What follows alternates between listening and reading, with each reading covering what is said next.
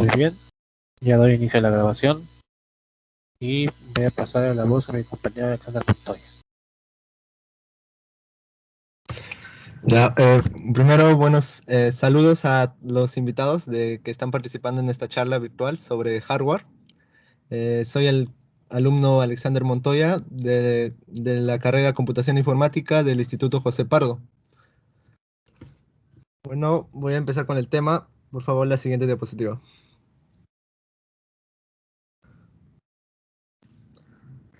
Vamos a empezar a explicar lo que es el hardware. El hardware viene a ser la parte física de un ordenador o sistema informático. En sí existen dos partes de un ordenador. El otro viene a ser el software, que es la parte lógica. Es decir, que en la parte lógica no se puede tocar, exactamente. Y la combinación de software y el hardware permite que el ordenador pueda trabajar de manera más precisa y eficaz. El hardware está conformado por los componentes eléctricos o mecánicos, tales como placas, memoria, discos duros, dispositivos periféricos y cualquier parte que se pueda tocar de un computador, que sirven para que funcione correctamente. La palabra hardware es utilizada para aludir a los componentes de carácter material que conforman un equipo de computación. La clasificación del hardware viene a ser el hardware de procesamiento. Son los encargados de interpretar y ejecutar las tareas para el funcionamiento de los demás componentes.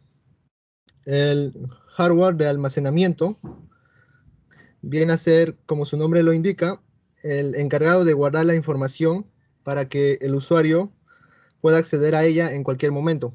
La principal viene a ser la RAM. Ahora explico el hardware gráfico, que son los encargados de interpretar y ejecutar las señales dedicadas a la construcción de imágenes. Y los dispositivos periféricos son los que permiten ingresar o salir la información en una computadora. Existen periféricos de entrada y salida y mixtos también. Bueno, la siguiente diapositiva, por favor.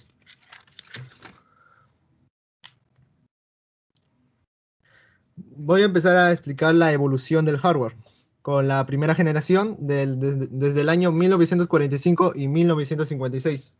Como pueden observar, aquí las computadoras, por así decirlo, ocupaban como un cuarto entero. Usaban tubos de vacío que se servían como flujo de corriente eléctrica. Y como memoria principal se utilizaban una memoria de núcleo magnético. Los dispositivos de entrada eran cintas de papel o tarjetas perforadas. La siguiente diapositiva, por favor.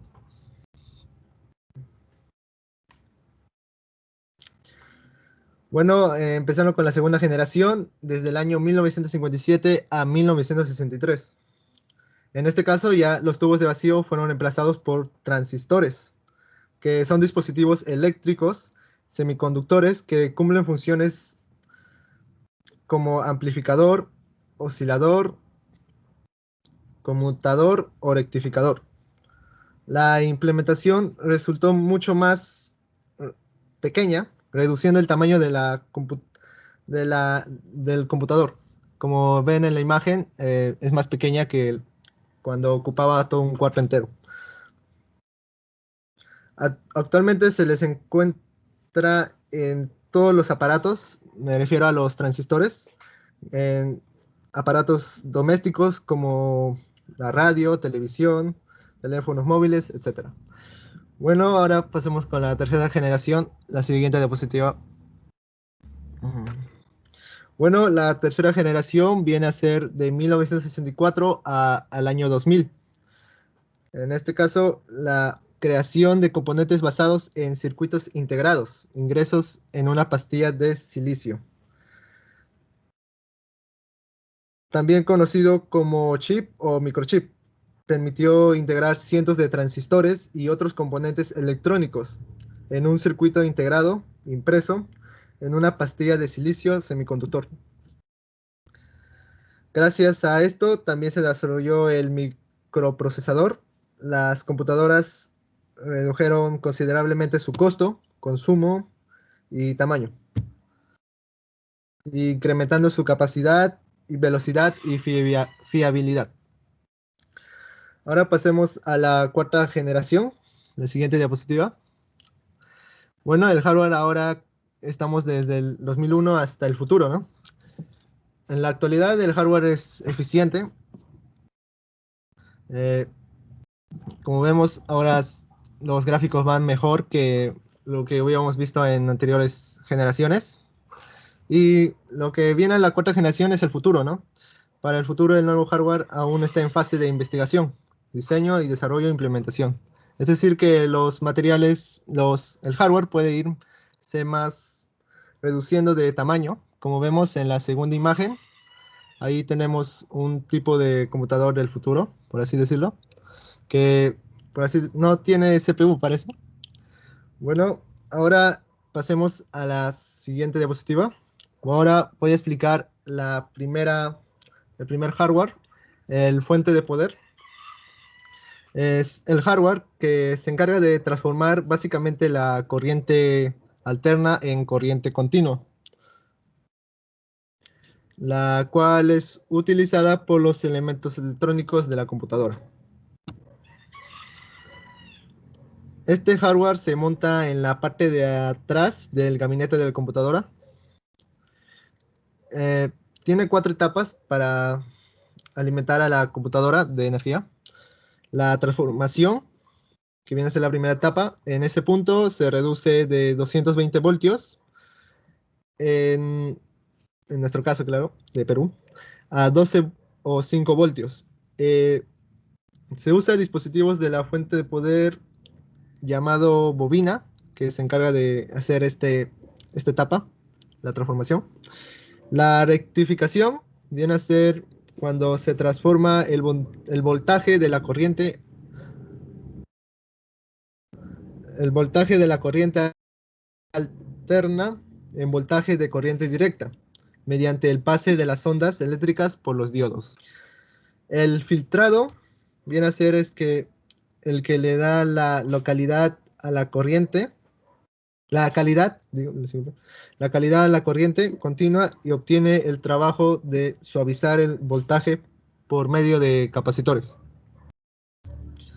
La estabilización, después de que el voltaje haya sido suavizado, se le va a dar una forma lineal, que es la que usan los componentes para su funcionamiento. Se usa el circuito integrado a que ya se la entrega de energía necesaria a la computadora. Suministra la cantidad de corriente y voltaje de los dispositivos y requieren así como protegerlos de subidas de problemas en el suministro eléctrico como subidas de voltaje. La siguiente diapositiva, por favor.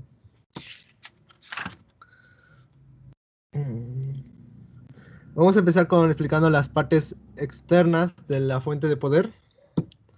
Tenemos dos tipos de fuentes de poder AT y fuentes de poder ATX.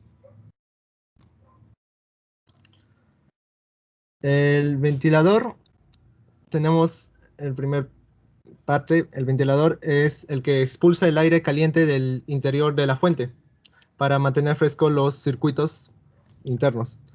El conector de alimentación, que, donde se recibe el cable de corriente desde el enchufe doméstico. Y el selector de voltaje, que se encuentra ahí en la imagen, es el cuadradito rojo que aparece ahí. Permite seleccionar el voltaje. El conector de suministro permite alimentar ciertos tipos de monitores CRT. Y también tenemos al conector AT o ATX. Alimenta de electricidad a la tarjeta principal. Y también tenemos al conector de 4 terminales FD. Alimenta a las disqueteras, interruptor manual. Y también tenemos al interruptor manual. Permite encender la fuente de manera mecánica.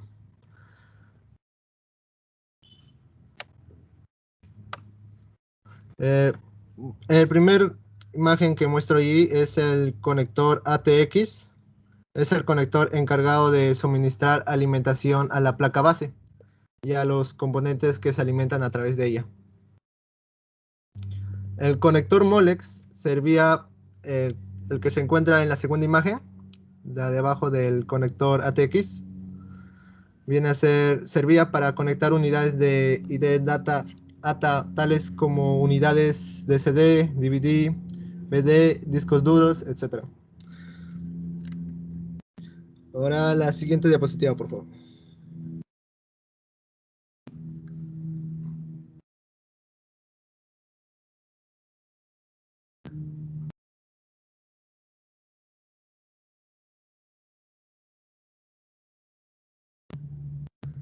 Bueno, ahora voy a explicar la anterior, por favor. Las partes internas de la fuente de alimentación. Aquí tenemos, por ejemplo, a la parte de... Tenemos a los capacitores, que son los que almacenan la energía. También tenemos a la bobina, que filtra el componente de corriente alterna. Y el fusible, que es un dispositivo que permite el paso de la corriente mientras que no supere el valor previsto, ¿no? Si, por ejemplo, si por, por casualidad la corriente pasa a ser alta, puede llegar a lastimar a los demás componentes. De eso se encarga el fusible. Si, si se supera la cantidad de voltios, esta se quema y hace que ya no prenda la computadora, lo cual evita que los demás componentes de la computadora no se dañen. La siguiente diapositiva, por favor.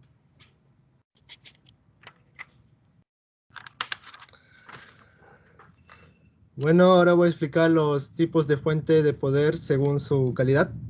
Las fuentes de poder originales son fuentes de máxima calidad. Mayormente vienen integradas en el computador y disponen de un documento de garantía. Las fuentes de poder de imitación se conocen por ser fuentes de estándar o genéricas. No se usan como regularidad porque pueden causar daño al equipo. Las fuentes de poder con certificación son las que vienen con su empaque y en el mismo una certificación que garantiza la calidad del dispositivo, de larga duración y no daña la computadora. Es la mejor opción. Recomendable que no se intente ahorrar en la selección de la fuente al momento de comprarla, ya que es un elemento clave para el buen funcionamiento y cuidado del equipo. Ahora voy a pasar con mi compañero Quispe Lozano.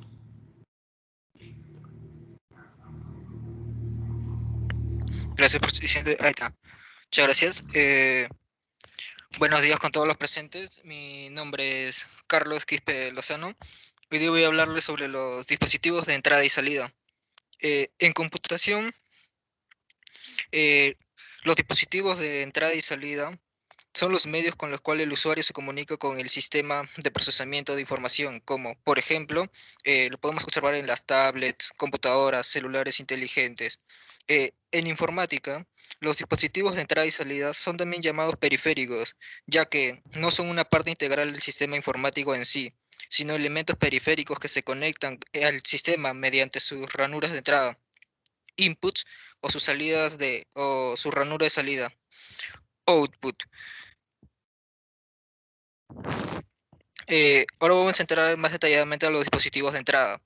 Los dispositivos de entrada son aquellos dispositivos que permiten ingresar información al sistema informático para realizar este trabajo. Traducen los datos en impulsos eléctricos, que luego son transmitidos al computador para su proceso y almacenamiento en la memoria central o interna.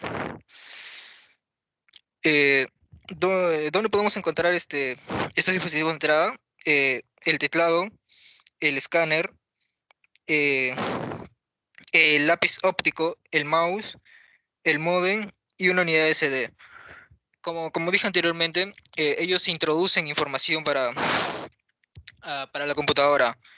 Ahora voy a explicarles sobre los dispositivos de salida. Los dispositivos de salida son aquellos periféricos que se adosan a un ordenador y que tienen como finalidad comunicar información. ¿Eso qué quiere decir? Son dispositivos que permiten la salida de los datos que el usuario quiere transmitir a la computadora. ¿Dónde podemos encontrar estos dispositivos de salida? Lo podemos encontrar en el monitor, ya que permite la salida de las imágenes que el usuario quiera ver. Salida de audio lo tenemos en los audífonos, en los parlantes y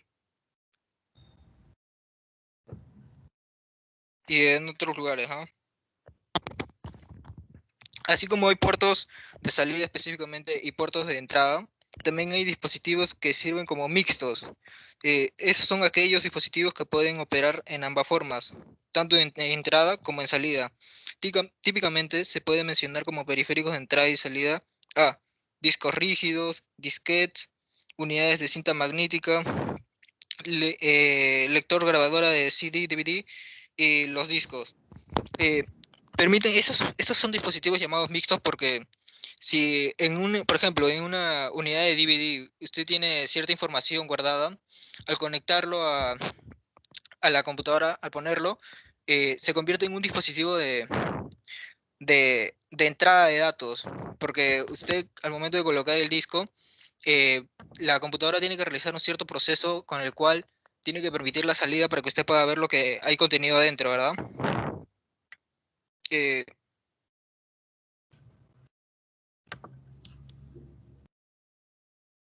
Ahora voy a hablarles sobre la CPU.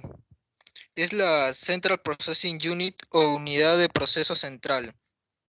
Es decir, el cerebro de una computadora, de cualquier PC, desde la que se controlan y originan todos los comandos que generan la computadora y todas sus funciones, ¿verdad? La CPU se encarga de que todo funcione correctamente y de interpretar todo lo que quiere hacer el sistema operativo o los componentes, estableciendo las conexiones y realizando todos los cálculos precisos para que este pueda funcionar, ¿no?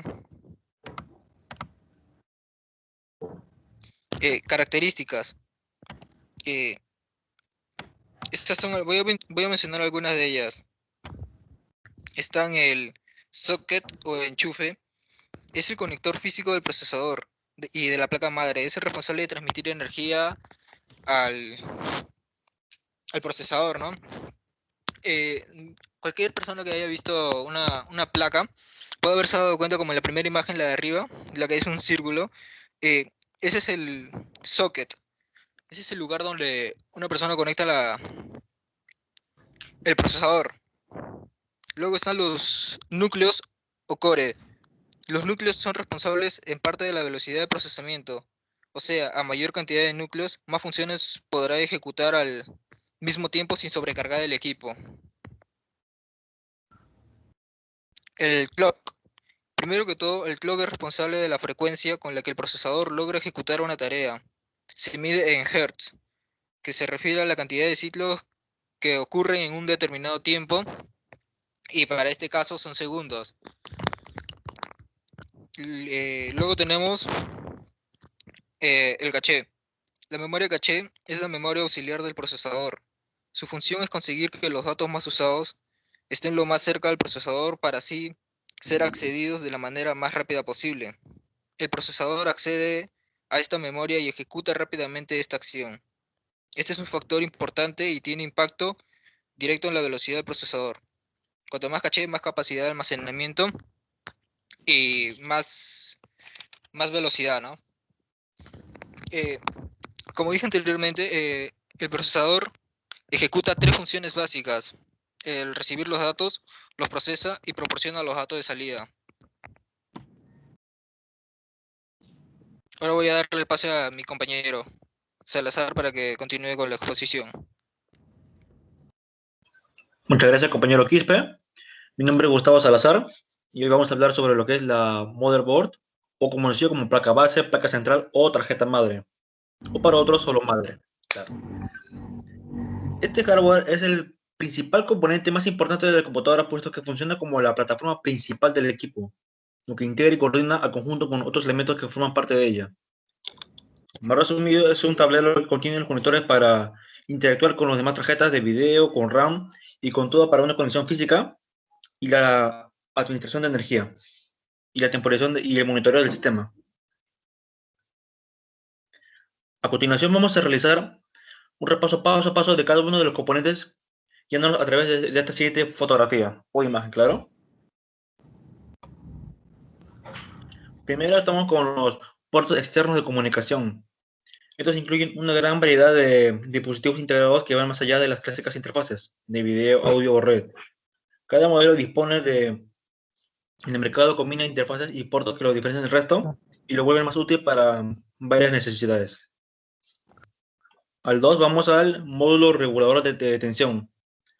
Además de la fuente de alimentación que poseen todas las computadoras, las motherboards funcionan también, cuentan con una fuente de energía que podría considerarse secundaria, ya que recibe la tensión que le suministra la fuente principal de 12 voltios y se encarga de convertirla a valores inferiores. Ahora vamos al 3, al zócalo de procesador, que esto es donde acá se va conectado acá el procesador de la motherboard. Hay varios tipos, la LGA 775, la LGA 1156 y los sockets AM2, AM3 o el socket FM1.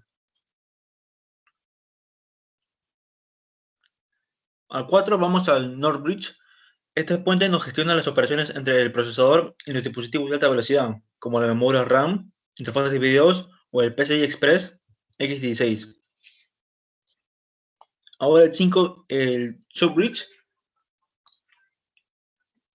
El puente sur controla las conexiones con los dispositivos de menor velocidad. Buses de Express X1, el PCI, la controladora de discos, el controlador USB o el audio integrado, etc. Los zócalos para la memoria. En este modelo que se ve, solo posee dos slots para la memoria, pero si es para modelos de media gama, se duplica esta cifra. Y si puede ser para alta gama, para computadoras de gamers, por así decirlo, este número se triplica. Ahora para los puertos, para unidades paralelas ATA, estos fabricantes en imagen han incluido al menos un puerto paralelo en sus motherboards, a modo de retrocompatibilidad. 8, vamos con el conector de alimentación ATX. La versión anterior de esta ficha eran de 20 contactos. Afortunadamente, fuentes y motherboards de un tipo y otro son compatibles entre sí. Los 9 vamos para los puertos de unidades serial ATA, que para conectar discos duros o unidades SSD y unidades ópticas hay 3 versiones, la de 150 megabits, 300 megabits y 600 megabits. Vamos con el 10, los conectores USB, que para conectar conectores o jack USB, mediante cuales podemos conectar los paneles USB frontales. Antiguamente para los teclados y los mouse se utilizaban otro tipo de conectores, pero si se dan cuenta, ahora en estos tiempos, esos conectores para los teclados o los mouse tienen ahora una entrada USB. Y es por eso que los CPUs actualmente ya tienen más entradas para USB, para poder recibir el cable del teclado, del mouse o hasta también del propio USB.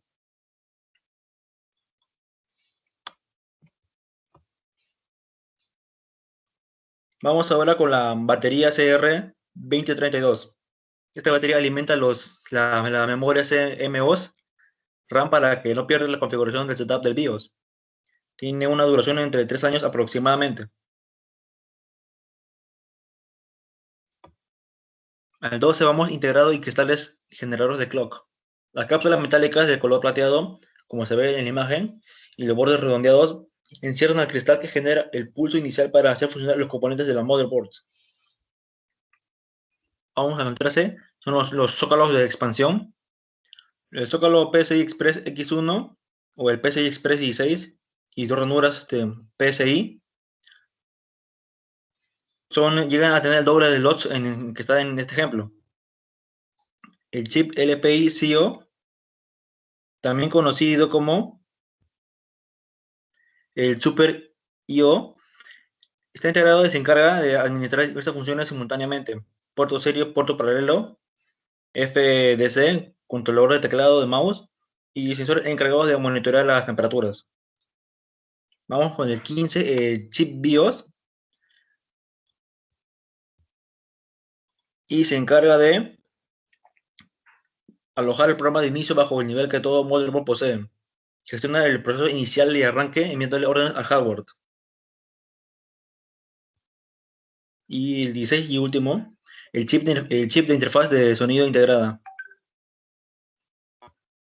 Este pequeño chip integra una completa interfaz de audio de calidad y con soporte multichannel.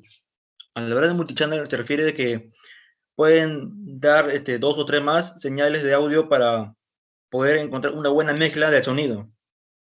Y con esto doy finalizado mi parte. Doy paso a mi compañero siguiente que les va a hablar sobre la memoria RAM.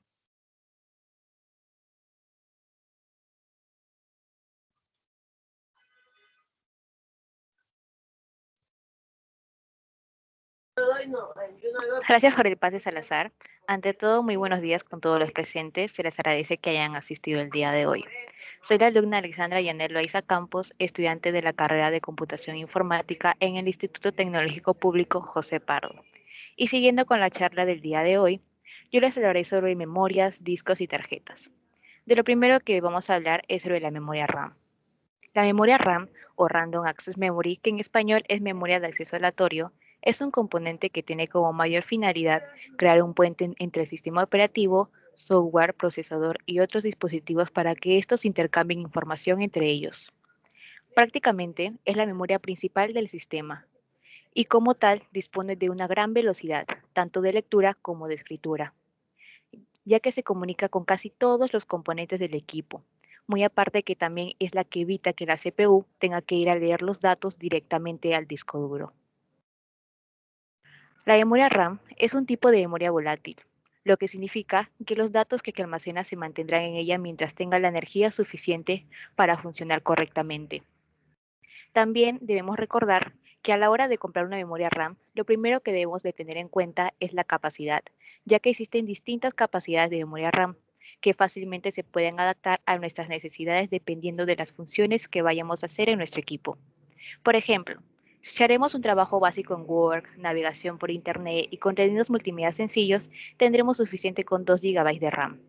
Pero si vamos a hacer trabajo con documentos complejos, navegación web con varias pestañas, contenidos multimedia y multitarea moderada, debemos contar con al menos 4 GB de RAM.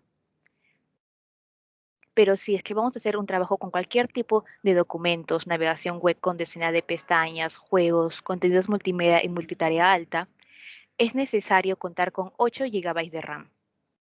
O si es que vamos a hacer trabajo con aplicaciones intensivas como edición de fotos, juegos muy exigentes, multitarea y contenidos multimedia, es recomendable contar con 16 GB de RAM.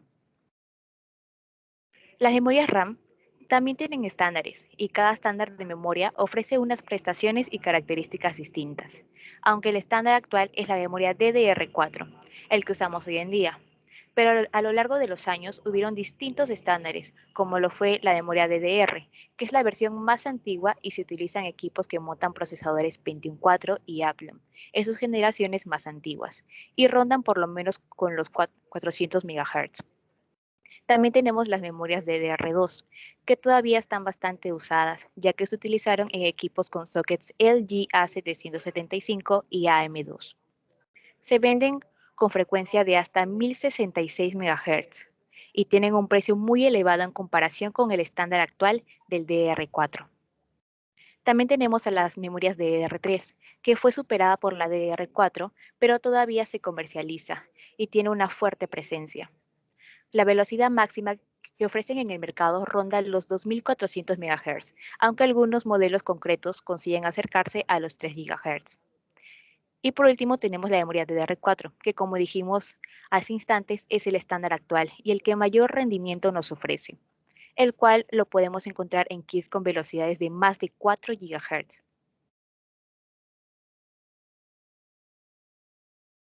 Los tipos de RAM.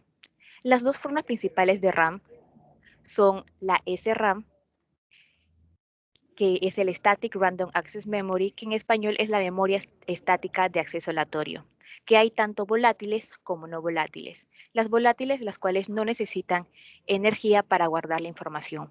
Y entre ellas encontramos a la NVRAM, que es la memoria de acceso aleatorio no volátil, y la MRAM, que es la memoria de acceso aleatorio magnética. También tenemos a la DRAM, la Dynamic Random Access Memory, que en español es memoria dinámica de acceso aleatorio, lo que significa que es usada como RAM del sistema. Entre ellas tenemos a la DRAM asincrónica, que es la memoria de acceso aleatorio dinámica sincrónica, la FPM-RAM, la EDO-RAM y la SDRAM, que es la memoria de acceso aleatorio dinámica sincrónica.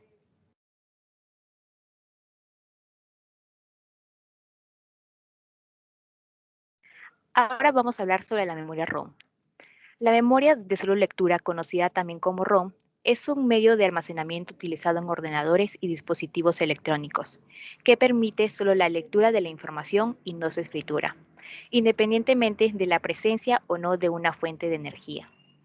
Esta memoria se utiliza principalmente para contener contenido vital para el funcionamiento del dispositivo, como los programas que ponen en marcha el equipo y realizan los diagnósticos.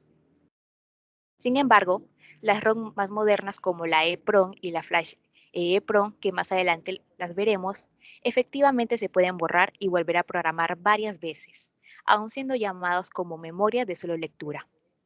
Una de las razones de que se les continúe llamando de esa forma es que el proceso de reprogramación en general es poco frecuente, relativamente lento y a menudo no se permite la escritura en lugares aleatorios de la memoria. Los chips de la máscara programada ROM clásica son circuitos integrados que codifican físicamente los datos a almacenar y por lo tanto es imposible cambiar su contenido después de la fabricación. Otros tipos de memoria de estado sólido no volátil permiten algún grado de modificación. Entre los tipos de ROM que encontramos a la PROM, que es la memoria de solo lectura programable.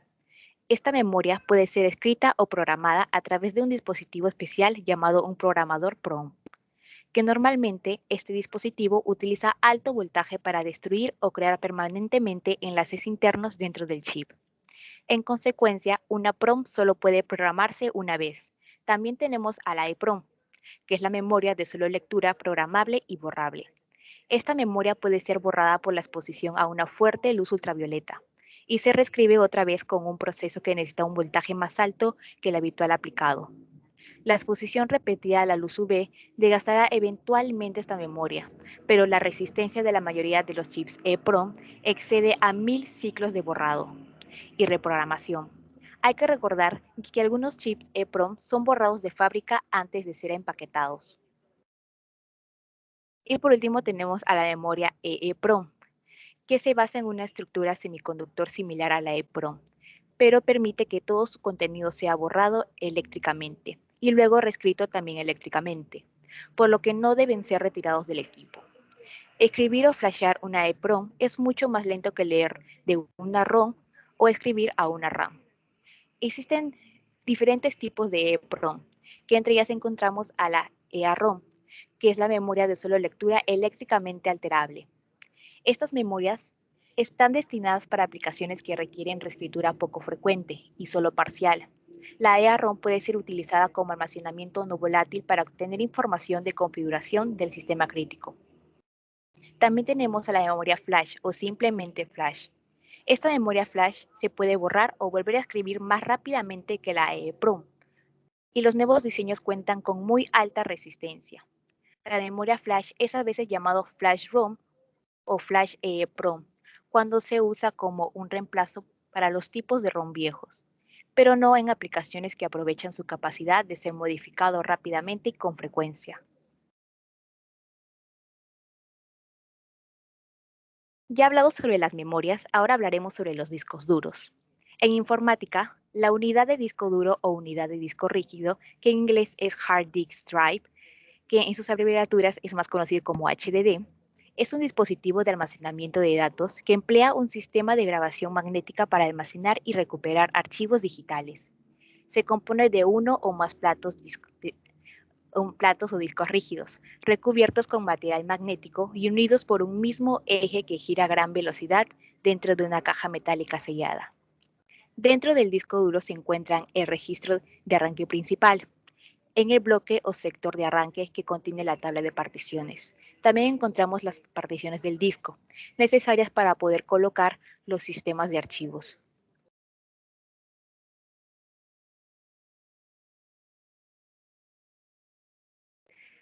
El disco duro también tiene características, como lo es el tiempo medio de acceso. Este es el tiempo medio que tarda la aguja en situarse en la pista y el sector deseado. Es la suma del tiempo medio de búsqueda, tiempo de lectura-escritura y la latencia media. Tiempo medio de búsqueda. Este es el tiempo medio que tarda la aguja en situarse en la pista deseada. Es la mitad del tiempo empleado por la aguja en ir desde la pista periférica hasta la más central del disco. Tiempo de lectura-escritura. Es el tiempo medio que tarda el disco en leer o escribir nueva información. Depende de la cantidad de información que se quiere leer o escribir. El tamaño de bloque, el número de cabezales, el tiempo por vuelta y la cantidad de sectores por pista. Latencia media. Es el tiempo medio que tarda la aguja en situarse en el sector deseado. Es la mitad del tiempo empleado en una rotación completa del disco. Tasa de transferencia. Es la velocidad a la que puede transferir la información a la computadora una vez que la aguja está situada en la pista y sector correcto. Puede ser velocidad sostenida o de pico. Velocidad de rotación. Esta es la velocidad a la que gira el disco duro. La velocidad a la que giran los platos del disco, que es donde se almacenan magnéticamente los datos. Cabe decir que a mayor velocidad de rotación, más alta será la transferencia de datos, pero también será mayor el ruido y mayor será el calor generado por el disco duro, y se mide en número de revoluciones por minuto. Otras características que encontramos es el caché de pista, que es una memoria tipo flash dentro del disco duro, y la interfaz, que es el medio de comunicación entre el disco duro y la computadora. Puede ser IDE-ATA, SCSI, SATA, USB, firmware, Serial Attached, y a continuación describiremos cada uno de ellos. Entre los distintos tipos de conectores o interfaces de datos que hemos visto hace rato, entre ellos vamos a hablar de las siguientes opciones, como lo son el IDE, el SATA, el SCSI y el SAS. Cabe recalcar que cuando se conecta indirectamente con la placa base, por ejemplo a través de un puerto USB, se denomina disco duro portátil o externo. IDE, ATA o PATA. La interfaz ATA o PATA, originalmente conocido como IDE, Integrated Device Electronics, controla los dispositivos de almacenamiento masivo de datos, como los discos duros y unidades de discos ópticos como lectoras o grabadoras de CD y DVD. Hasta el año 2004 aproximadamente, fue el estándar principal por su versatilidad y asequibilidad. Estos conectores son planos, anchos y alargados. SATA. Serial ATA o SATA es el más común de los estándares de conexión, que utiliza un bus serie para la transmisión de datos, notablemente más rápido y eficiente que IDE. Y físicamente es mucho más pequeño y cómodo que los IDE, además de permitir conexión en caliente. Existen tres versiones de SATA. SATA 1, con velocidad de transferencia de hasta 150 megabits por segundo, pero ese ya no se usa. SATA 2 de hasta 300 megabits por segundo, disponible en equipos de hace unos años atrás. Y SATA 3 de hasta 600 megabits por segundo. Es el más común actualmente y compatible con las versiones anteriores.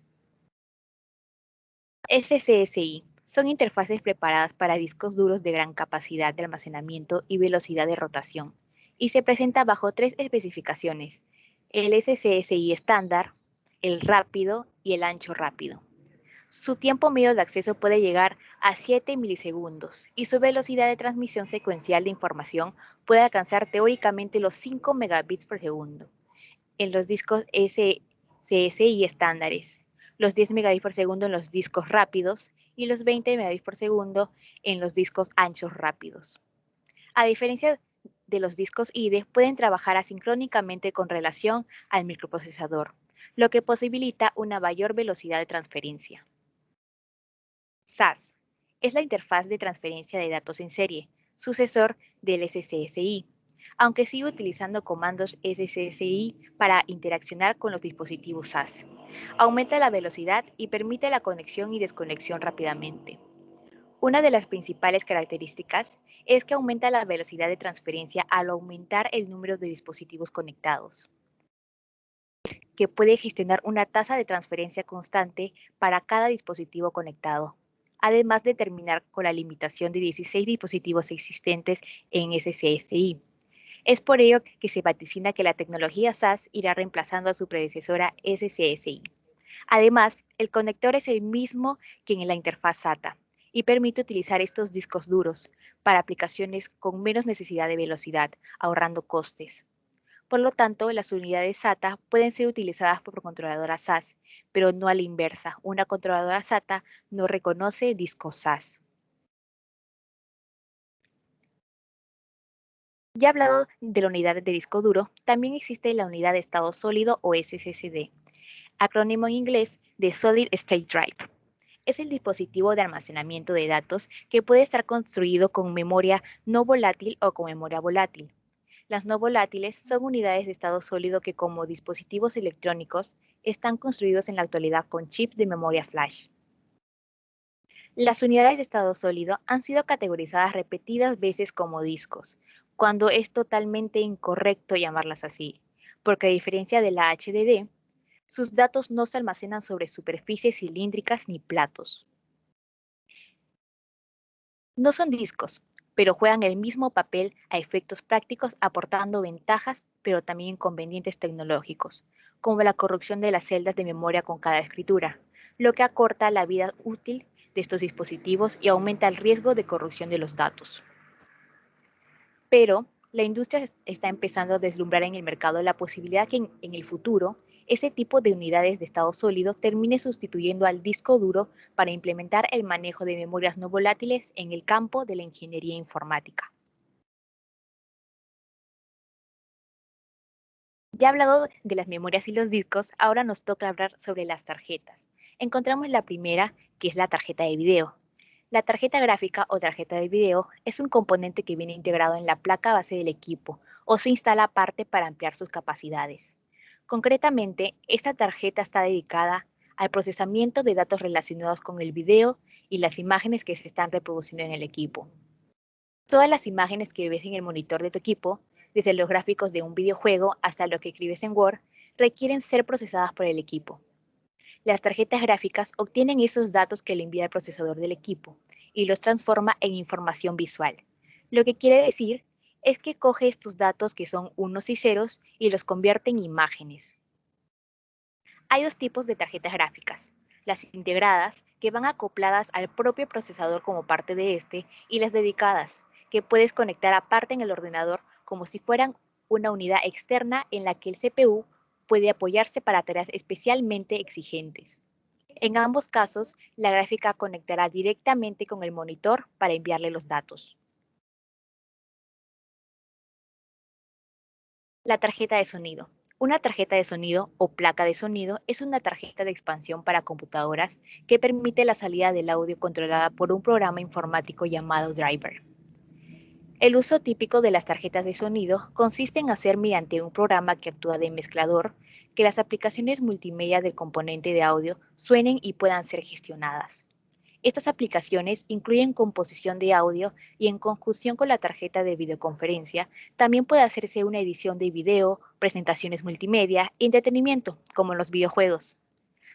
Algunos equipos tienen la tarjeta ya integrada a la placa base, mientras que otros requieren tarjetas de expansión. También hay equipos que por su uso, como por ejemplo los servidores, no requieren de dicha función.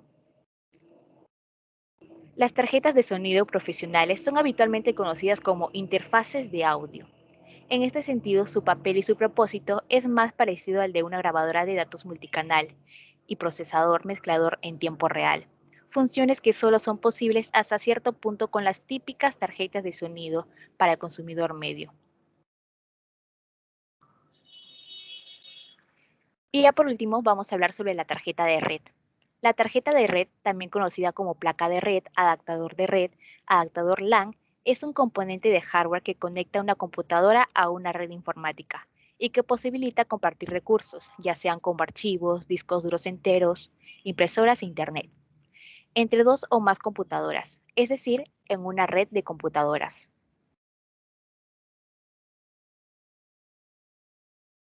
Existen diversos tipos de tarjetas, placas o adaptadores de red en función al tipo de cableado o arquitectura de red, que entre ellas encontramos el token ring, el ARNet, el Ethernet y el Wi-Fi. El token ring. Las tarjetas para red token ring están prácticamente en desuso, debido a la baja velocidad y elevado costo respecto de Ethernet. Y se tenía antiguamente un conector DB9, que también se utilizó el conector RJ45 para las NIC y las MAU, que era el núcleo de una red token ring. ARNet. Las tarjetas para red ARNet utilizaban principalmente conector BNC o puertos RJ45. Ethernet. Las tarjetas de red para Ethernet utilizan conectores RJ45, BNC, AUI, MI y GMI. Y por último, también tenemos la tarjeta de red Wi-Fi, que vienen en diferentes variedades dependiendo de la norma a la cual se ajusten. Usualmente son 802.11b, 802.11g y 802.11n. Las más populares son la 802.11b, que transmite a 11 megabits por segundo, con una distancia teórica de 100 metros, y la 802.11g, que transmite a 54 megabits por segundo. Las velocidades real de transferencia que llega a alcanzar una tarjeta Wi-Fi con protocolo 11.b es de unos 400 megabits por segundo, y las de protocolo 11.g llegan como máximo a unos 20 megabits por segundo. Por mi parte, eso fue todo. Ahora le daré el pase a mi compañero Torres, que les hablará un poco más sobre el tema de hardware. Muchas gracias.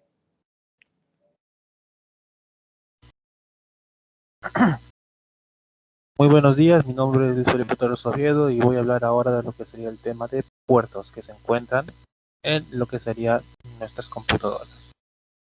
Muy bien, también que se pueden denominar los dispositivos externos, se comunican con la motherboard a través de los conectores externos o puertos.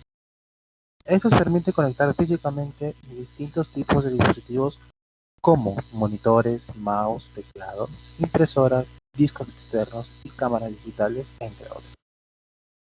Por lo normal se les puede encontrar en la parte trasera del gabinete, aunque actualmente muchos incorporados con los puertos como de audio o USB se encuentran en la parte delantera, o bien en los laterales. Estos pueden ser ya se pueden encontrar instalados de forma determinada cuando se compra su PC, o también se les puede incorporar como aditamentos aparte de los contenidos principales. Ahora voy a mostrar los puertos que se encuentran ahorita actualmente en los que se pueden instalar o ya vienen incorporados en nuestra computadora, las cuales serían los puertos PS2, los puertos en serie, los paralelos, los VGA, los RCA, los puertos de ese video, los de DVI, HDMI, los DisplayPorts, los puertos Ethernet, los de audio mini jack, los de audio SPD, los de puertos Thunderbolt, los FireWire y los eSATA.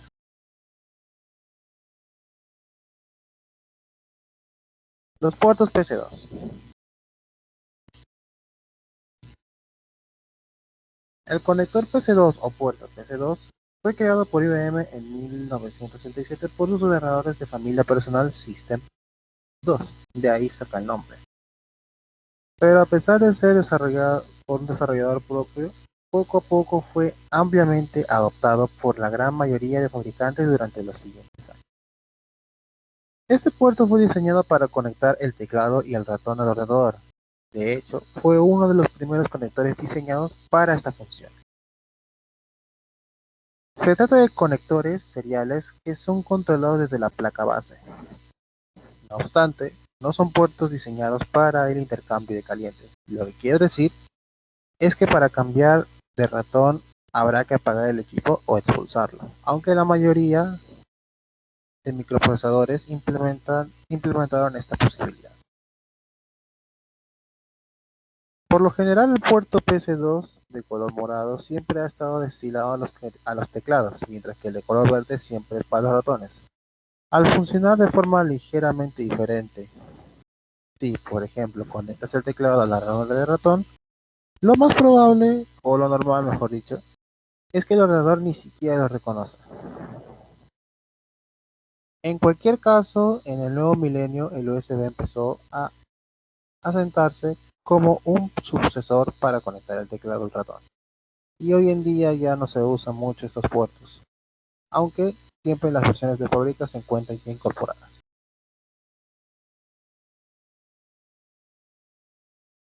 Ahora vamos a ver lo que serían los puertos en serie. Un puerto serie o puerto en serie es una interfaz de comunicación de datos digitales, frecuentemente utilizados por computadoras o periféricos, donde la información es transmitida de bit a bit, que quiere decir de lo que sería de entrada y salida, enviándolos por un solo bit a la vez. En contraste con el puerto paralelo que envía varios bits simultáneamente. Su nombre proviene de la forma en que se envían los datos, transmitiendo de un bit tras otro a una serie. Son fáciles de reconocer porque tienen un conector macho tipo D de 9 a 25 pins. Conecta computadoras o microprocesadores de todo tipo de periféricos, desde terminales de impresora y modems pasando por mouse y para comprender cómo funciona el puerto serial, que también suele denominarse puerto en serie. Mientras que un puerto paralelo se transmite muchos bits de manera simultánea o en dos direcciones diferentes. El puerto serial que solo envía o recibe de un bit por vez. Y ya mencionando el puerto paralelo, vamos a hablar de ello. El puerto paralelo es un tipo de interfaz que presenta en los ordenadores y en otros equipos informáticos y electrónicos, que nos permite conectar distintos tipos de periféricos. Esta interfaz de comunicación se lleva a cabo mediante distintos tipos de puertos, como una determinada cantidad de contactos o cables. El nombre que recibe es debido a su funcionamiento, el cual se realiza mediante el envío de una serie de bits a la vez y en forma de paquete.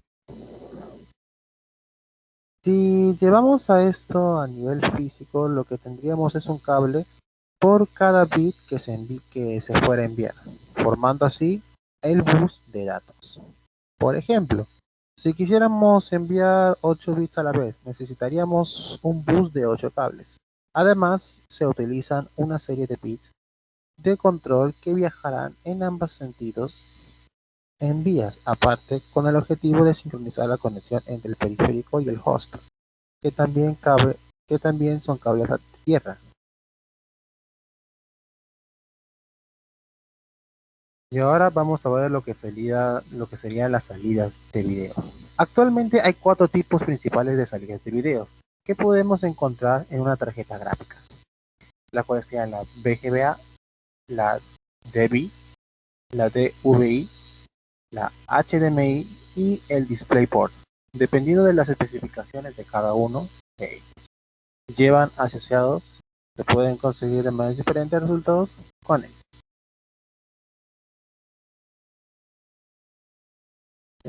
Vamos a hablar primero de lo que sería la VGA, que sería Video Graphics Array. Esta salida de video es la más conocida y, aunque actualmente ya no está a la altura de las demás, y que tal vez se incluyen las tarjetas de gráficas altas, se sigue incluyendo en las de gama baja y algunos de gama media. La salida del video por el VGA o de sub 15 por el tipo de conector que emplea, solo puede llevar información analógica de tipo RGBATI, que significa Red, Green, Blue, frecuencia horizontal o frecuencia vertical. Pero no puede transportar señales de audio. Y curiosamente esta interfaz de video no solo no solamente se desarrolló para lo que se pudiera conectar o desconectar en caliente, pero en la práctica los usuarios lo suelen hacer, aunque se desconoce el por qué al hacerlo puede dañar la tarjeta gráfica o el monitor por subida de tensión en línea a la tierra del cable. En cuanto al máximo de que es capaz de alcanzar esta salida de video, puede alcanzar los 2048 por 1536 píxeles de 85 Hz. Aunque esto va dependiendo bastante de la calidad de cable. Generalmente los cables más gruesos suelen emplear cables coaxiales apantallados en su interior, con lo que la señal de video tiene que ser superior a la calidad. Pero en realidad uno de los problemas que presenta esta salida es que el video, al ser completamente analógico, no se lleva nada bien con los monitores LCD que empleamos hoy en día.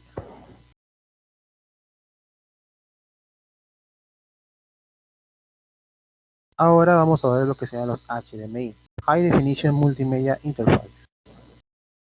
Esta salida de video se desarrolló originalmente para ser la sustituta por completo de la salida VGA y DVI, aunque a diferencia de las anteriores no es capaz de transportar la señal de video analógica. Por ellos, los conversores de VGA a HDMI son conversores activos y no pasivos, como los conversores de DVI a HDMI. De hecho, la salida de video HDMI es completamente compatible, pin a pin, con la salida de video DVI, no produciéndose ningún tipo de pérdida en la calidad de imagen al realizar la conversión en formato. El cable que emplea la señala el video HDMI, que tiene una limitación de longitud en 5 metros de distancia para los cables de conexión pasiva, aunque esas distancias pueden incrementar bastante si se emplean salidas activas de señal de video. Aún así, los cables HDMI baratos suelen perder más calidad de señal a medida de que incrementan la distancia entre los emisores y el receptor, como para la mayoría de los cables. Cuanto más corto sea el cable y mejor sean sus materiales de construcción, mejor calidad tendremos. La gran ventaja que poseemos en la señal de video HDMI sobre las dos señales de video anteriores es que también es capaz de transmitir una señal de audio por el mismo cable, lo que permite que si nuestro monitor tiene altavoces o conectamos la señal de un televisor, podemos escuchar lo que estamos viendo usando un único cable. Ahora vamos a hablar de lo que sería, perdón, no voy a cambiar el objetivo, de los DisplayPort. Si deseas mirar como imagen de lo que será un puerto HDMI, aquí se encuentra. A ver, los DisplayPort. Este tipo de salida de video se diseñó en su momento para que sea el sucesor de la VGA y de la DVI, aunque su adopción por parte de los fabricantes de monitores ha sido mucho más lenta. Estos fabricantes veían que esta salida como un producto de lujo, dado que en su desarrollo siempre tuvo características técnicas superior a la que tenía el HDMI en su momento. Aunque en las últimas versiones de HDMI, la 2.1 por ejemplo, se ha dejado de a la par en características y capacidad. Ya que estamos hablando de estos cables, hay que decir que hay 4 tipos de cables, para cada uno de los cuales soportan diferentes anchos de banda, la cual sería la RBR, que sería de Reduced Bitrate, que es un cable más básico con un ancho de 4 GB GB por C, GB por C. HBRI High Bitrate, que es el cable estándar para los DisplayPorts. Los HBR2, los High Bitrate 2, que serían otro cable estándar para los DisplayPort con un doble ancho de banda que el anterior. Y el HBR3, que es High Bitrate 3, que es un cable más moderno que soporta señales de reducción de 8K y con el triple ancho de banda que las dos anteriores que he mencionado.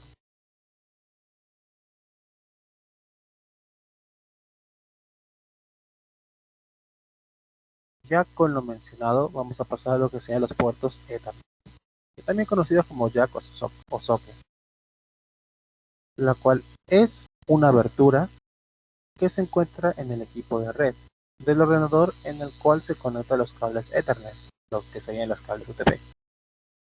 Su propósito es conectar el hardware de red inalámbrica en una LAN Ethernet, red de área metropolitana, que es una MAN, o una red de área extendida, que es una. En la mayoría de las computadoras de escritorio incluyen un puerto Ethernet incorporado que se utiliza para conectar los dispositivos a una red cableada.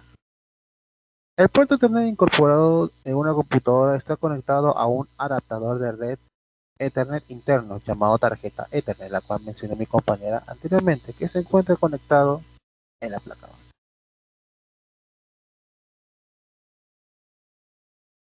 Ahora vamos a ver de los puertos de audio mini jack. Son puertos para conectar los diferentes dispositivos de audio, como sean de altavoces, micrófonos, dispositivos de audio, etc. Se trata de conectores de 3,5 se clasifican por colores, como lo ven en la respectiva diapositiva, la cual de color naranja o color amarillo, como lo quieren representar, se llama lo que sería un subwoofer. La de color azul claro es la entrada de línea, la de color negro es de altavoces traseros, de color verde sería altavoces delanteros, la de color gris o blanco, porque se muestra como se muestra en la imagen, seguida de altavoces laterales, y la de color rosa o medio rojiza sería la que representa el micrófono.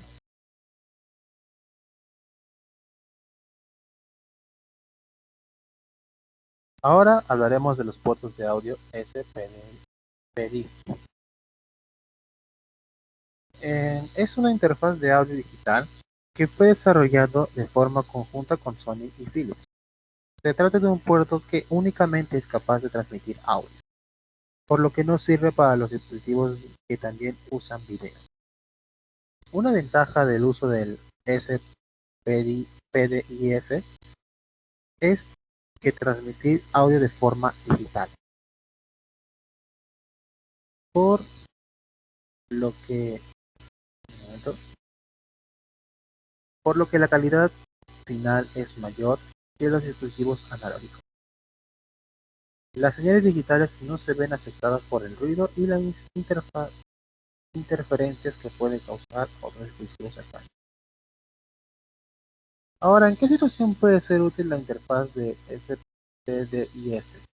En el caso que tengamos dispositivos de audio que no incluyan un puerto HDMI o DisplayPort, como en algunos ejemplos que sería que estos dispositivos son los reproductores de CD profesionales con las unidades mini-disc. Los cables SPDIF son muy delgados, muchos más que los cables DisplayPort y HDMI que mencioné anteriormente, lo que puede ser una gran ventaja para que algunas situaciones de uso. Las conexiones SPDIF son de tipo coaxial que se basan en conectores RCA mono. Normalmente este tipo de conectores son de color naranja para que los usuarios lo puedan identificar fácilmente, o como tenemos una imagen de color negro.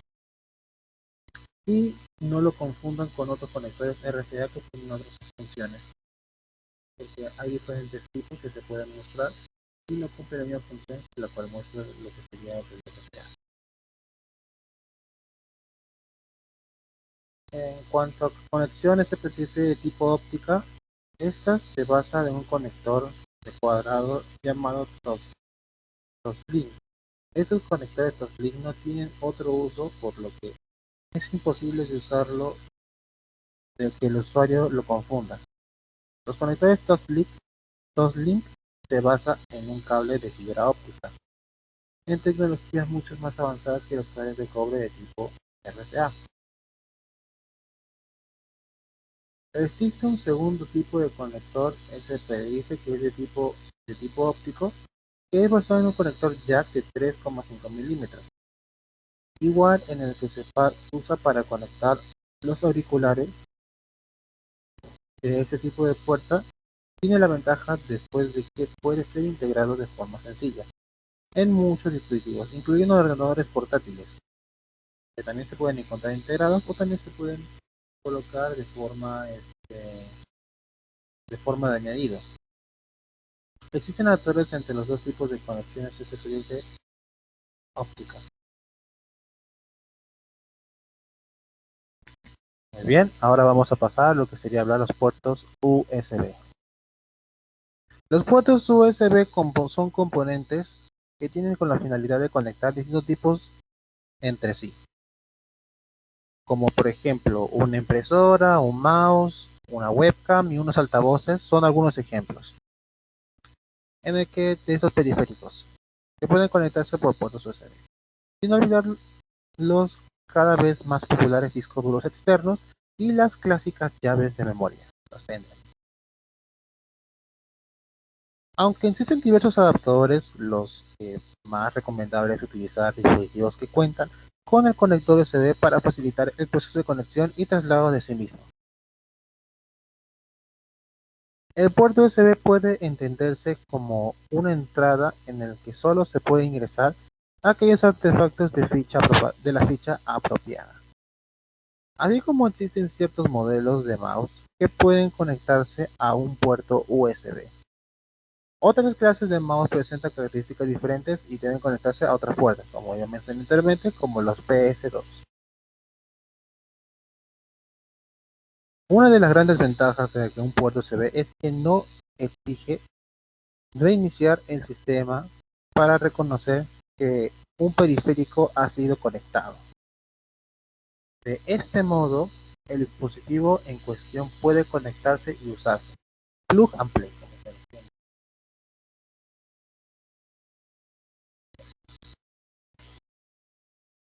Muy bien. No, perdón.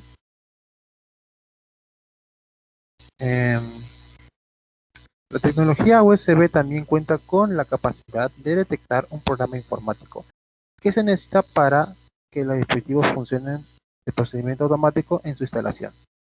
Entre esos aspectos, los más cuestionados del puerto USB, en cambio, se encuentran en su ancho de banda reducido para transferir datos. Y ya pasando con hablar de los detalles de USB, vamos a pasar a lo que sean los puertos Thunderbolt, que es una conexión para periféricos basado en la arquitectura PCI Express y DisplayPort, desarrollado por Intel en colaboración con Apple.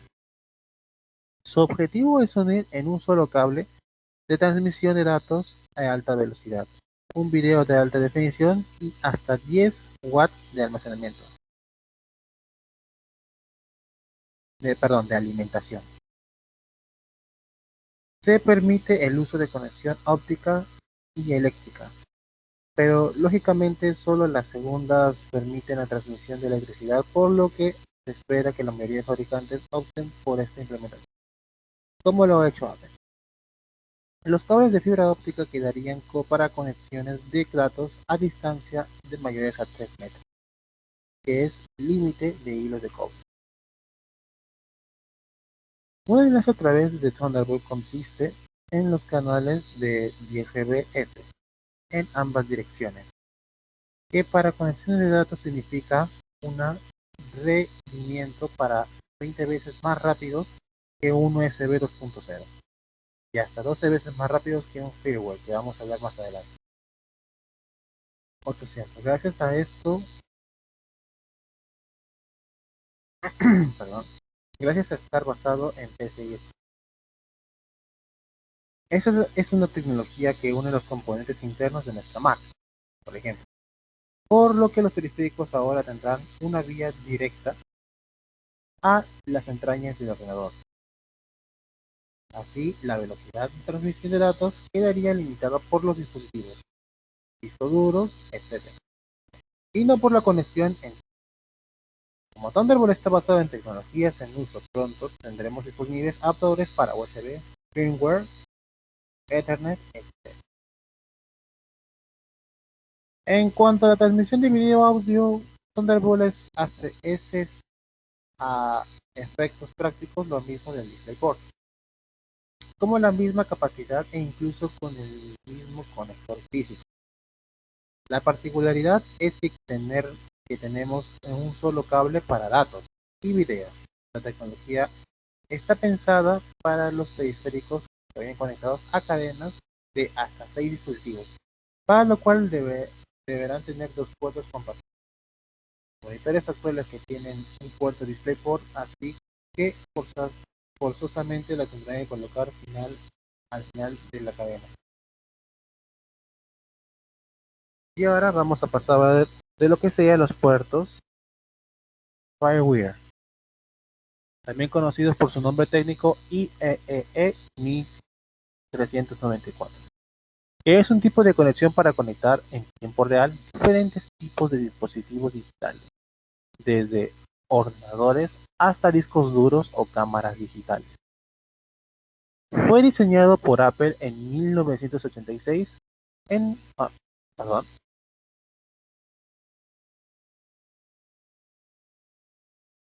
en el Instituto de Ingeniería Eléctrica y Electrónica, conocido por sus siglas en inglés IEE, y en su primera versión alfa se lanzó en 1995 con el nombre genérico de IE 1394.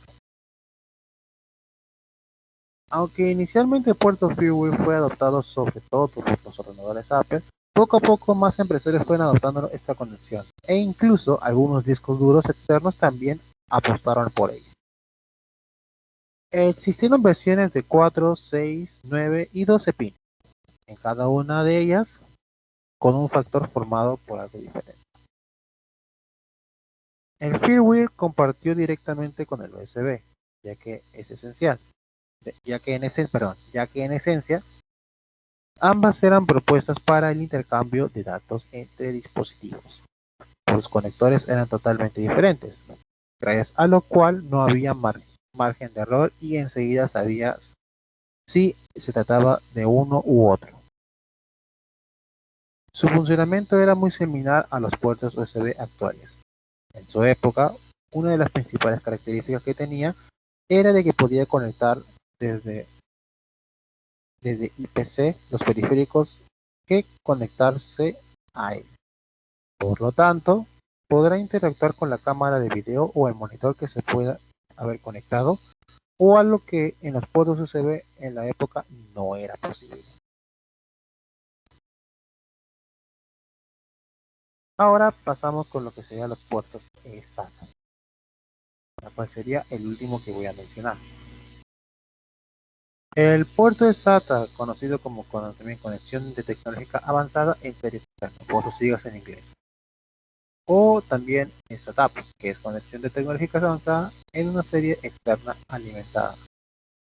Es una tecnología que existe hace mucho tiempo y corresponde a un estándar de una industria diferente de cables, los conectores y los protocolos de comunicación que se utilizan para los dispositivos de almacenamiento externo. Estos puertos compiten con el FireWire 400 y el USB 2.0 para proporcionar altas velocidades de transmisión de datos, hasta 3 veces más que las opciones de competencia. ¿Cómo funciona? Lo primero que necesitas es una tarjeta madre con un conector eSATA, un convertidor SATA a eSATA o una tarjeta PCI con un conector eSATA para conectar a un dispositivo externo. Una vez que tenga el hardware en su lugar, el objetivo de eSATA es lograr que los dispositivos de almacenamiento externo sea lo más rápido que los almacenamientos internos, mediante la misma tecnología.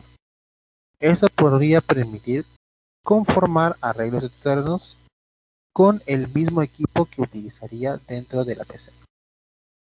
Dado que se utilizan las mismas tecnologías que en el almacenamiento interno, se elimina la necesidad en la PC de cambiar o traducir los datos antes del uso.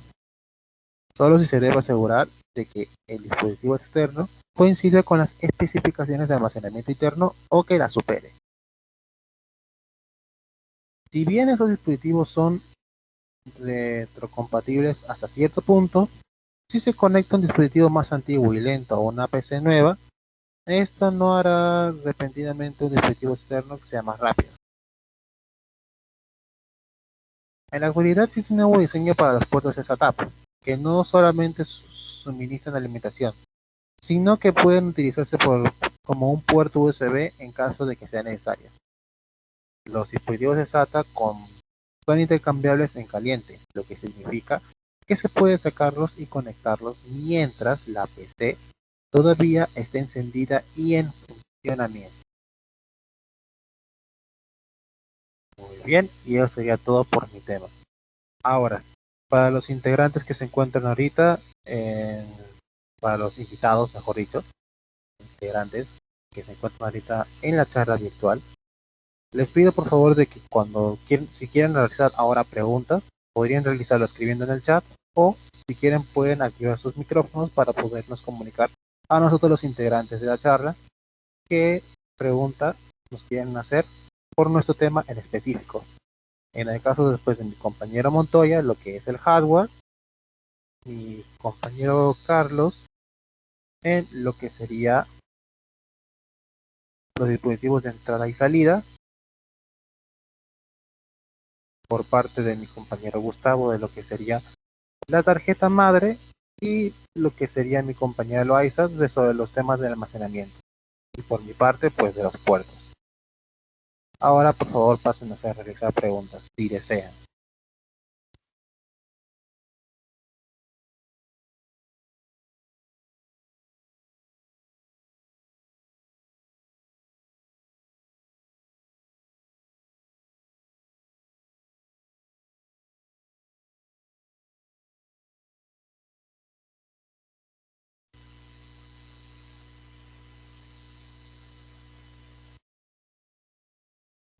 No hay preguntas, si quieren pueden realizar activando el micrófono, si no pueden escribir en el chat.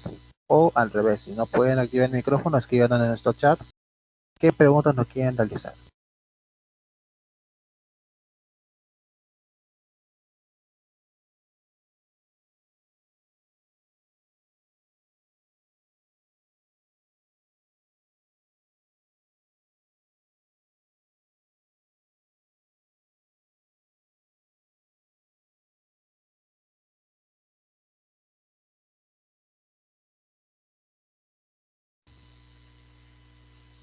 No hay preguntas. Bueno, si en el caso de que no se vaya a realizar una pregunta, pues pasaremos a dar la finalización de nuestra charla virtual. A continuación pasaré con lo que sería nuestro líder o representante de charla, mi compañera Montoya.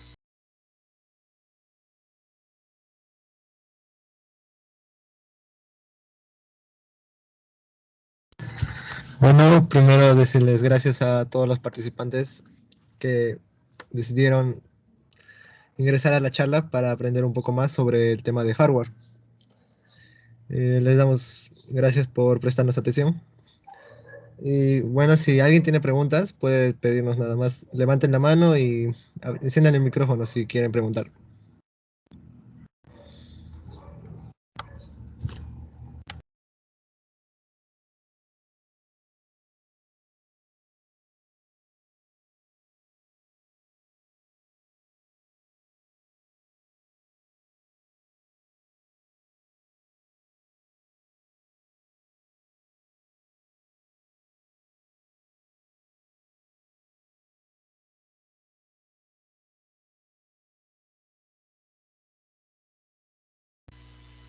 Muy bien, parece que se presentó una pregunta, que es para Alexander Montoya.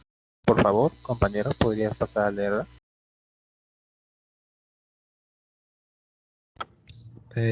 Max Guerra pregunta sobre cuánto tiempo consideras que pasará hasta llegar hasta la cuarta generación. Bueno, lo que había indicado es que ya estamos en la cuarta generación, desde el 2001 hasta el futuro, por así decirlo. Exactamente, ya estamos en la cuarta generación del hardware. Mm, Uno de los hardware que se podían presentar en el futuro podría ser no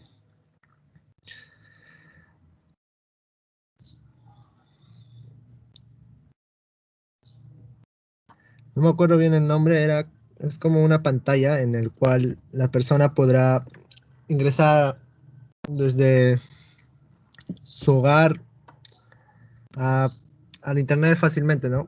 Como una pantalla táctil en tu casa puedes tener y monitorear las partes. Es como internet de las cosas. Bueno, esa es mi respuesta.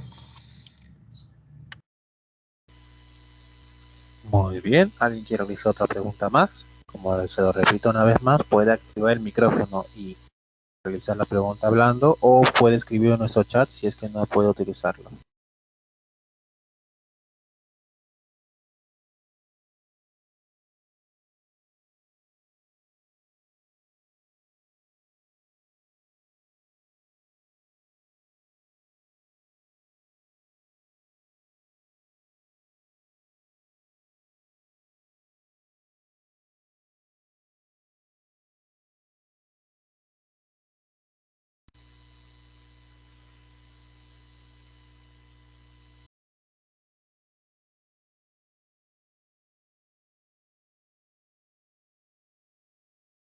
Daremos 5 minutos si es que quisieras, si están todavía escribiendo alguna pregunta o se les está ocurriendo algo, daremos 5 minutos para que lo escriban en el chat.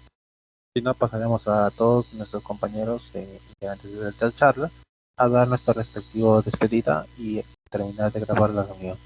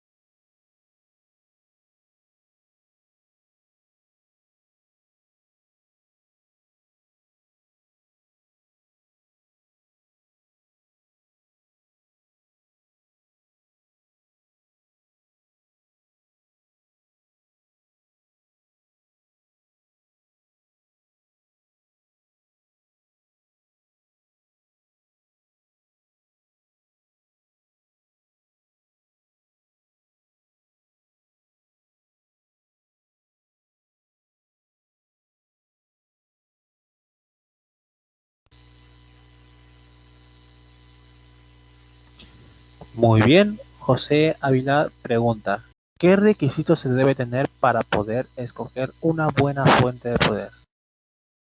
Compañero Montoya, por favor.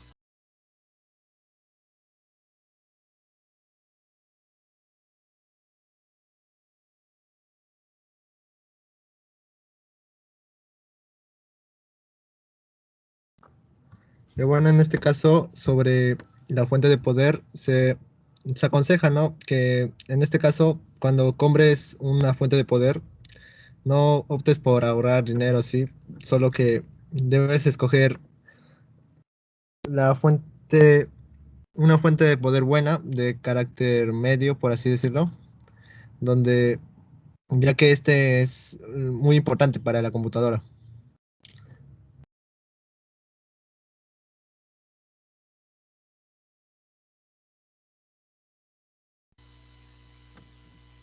Señor José, ¿le ha resultado satisfactoria la respuesta que me da mi compañero? Por favor, escríbelo en los comentarios.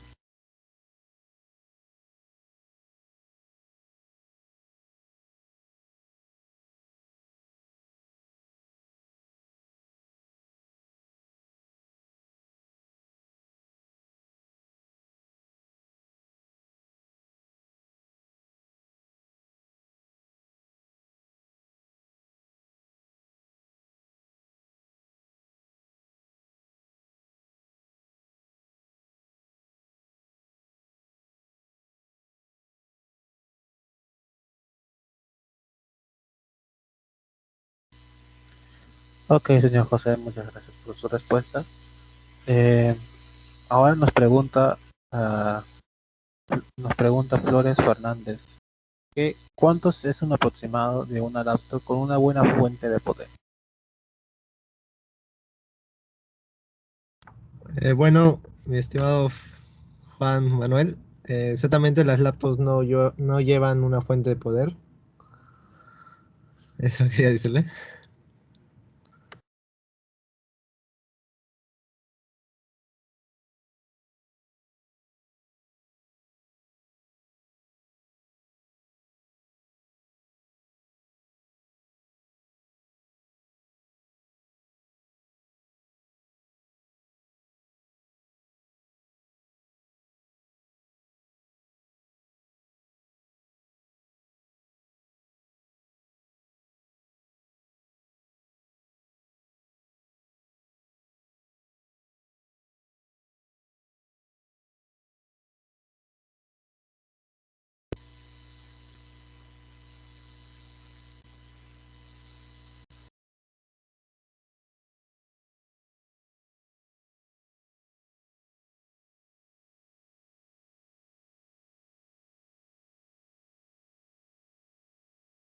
Bueno, otra pregunta más que se está dando acá en el chat por Leslie Romero, que sería que, ¿qué recomendaciones me podrías dar para adquirir una laptop? ¿Qué tipo de procesador?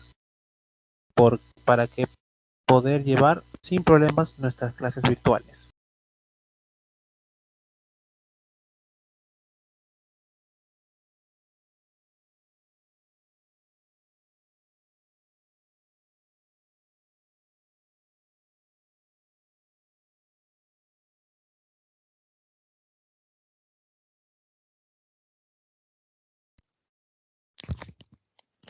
¿Se me escucha bien? Ya bueno, para la pregunta que hicieron, que qué procesador sería mejor, Intel o AMD, es depende de queremos, para qué trabajo queremos realizar, porque eh, los procesadores Intel se desenvuelven mejor, por decirlo de alguna manera, en trabajos más de oficina, mientras que los procesadores AMD se encargan más de el aspecto de lo gráfico. Así que si quiere para las clases virtuales, dependería de para qué más lo van a utilizar, ¿no? Si de repente están pensando para más adelante, de repente un diseñador gráfico, le vendría mejor quizás un AMD porque tiene una mayor capacidad de resolución de, de los gráficos, ¿no?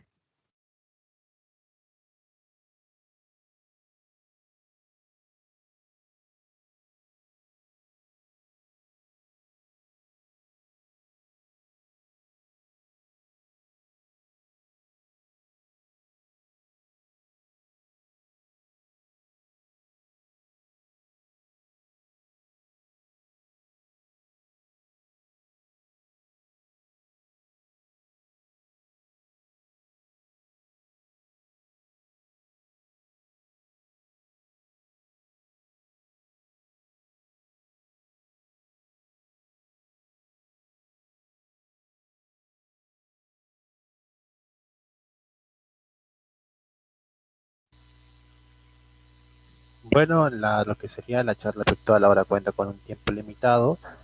Mis disculpas, pero ahorita se va, en unos momentos va a terminar lo que sería el llamado por tiempo cronometrado. Ahora todos mis compañeros, por favor, aquí en su micrófono para dar lo que sería la despedida. Voy a terminar lo que sería la grabación.